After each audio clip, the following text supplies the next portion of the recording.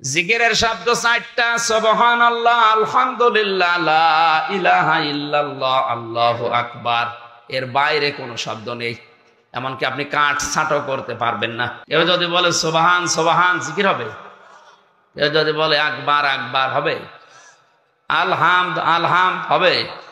লিল্লাহ লিল্লাহ হচ্ছে না, পুরাটা বলা লাগবে। সুবহানাল্লাহ, আলহামদুলিল্লাহ, লা ইলাহা ইল্লাল্লাহ, আল্লাহু আকবার।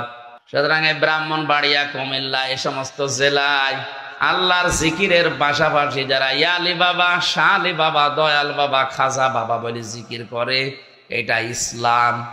এটা তো রসুলের জীবনের সাথে মিলছে না। আমি আল্লাহর বহু নাম আছে, সুন্দর সুন্দর। এখানে অনেকেই জানি আল্লাহর নাম আছে কয়টা?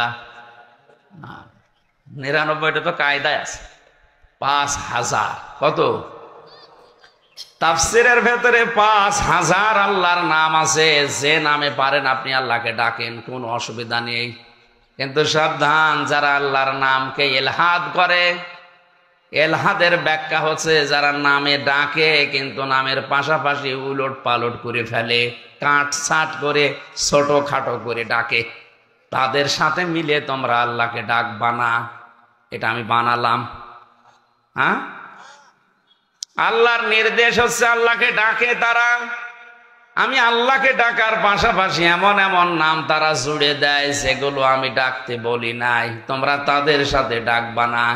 সুতরাং ব্রাহ্মণবাড়িয়া, কুমিল্লা, এই সমস্ত জেলায় আল্লাহর জিকিরের পাশাপাশি যারা ইয়ালি বাবা, শাহ আলী বাবা, দয়াল বাবা, খাজা বাবা বলে জিকির করে, এটা ইসলাম।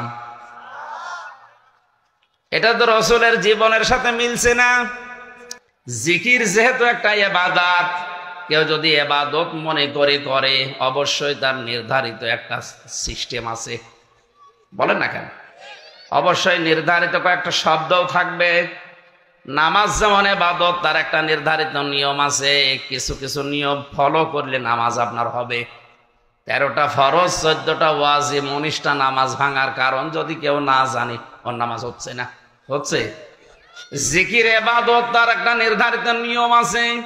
আল্লাহ বলেন 4টা নিয়ম ফলো করা লাগবে, আর 4টা শব্দ দিয়ে জিকির করা লাগবে, কারণ এটা ইবাদত। কারণ আপনি ইয়া রাসূলুল্লাহ, ইয়া রাসূলুল্লাহ বলে জিকির হবে না, ওটা গুনাহ হবে। এক কথা বলেন না। এখন যদি বলেন রসুলের উপরে তকমা দিচ্ছেন, রসুলুল্লাহকেও ডাকবো না, ডাকেন কিন্তু দরুদ পড়ে ডাকেন। ইয়া রাসূলুল্লাহ সাল্লাল্লাহু আলাইহি ওয়াসাল্লাম বলেন, এটা দরুদ, একই। কিন্তু জিকির আল্লাহ বাদে কারো নামে জায়েজ নেই। বাংলার মুসলমানের এটা রেকর্ড হচ্ছে, কালকে সারা দেশে ছড়িয়ে যাবে। কান খাড়া করে শোনেন, আল্লাহ বাদে কারো নামে জিকির করা জায়েজ নেই, সে যত বড় লোক হোক। কথা বুঝতেছেন?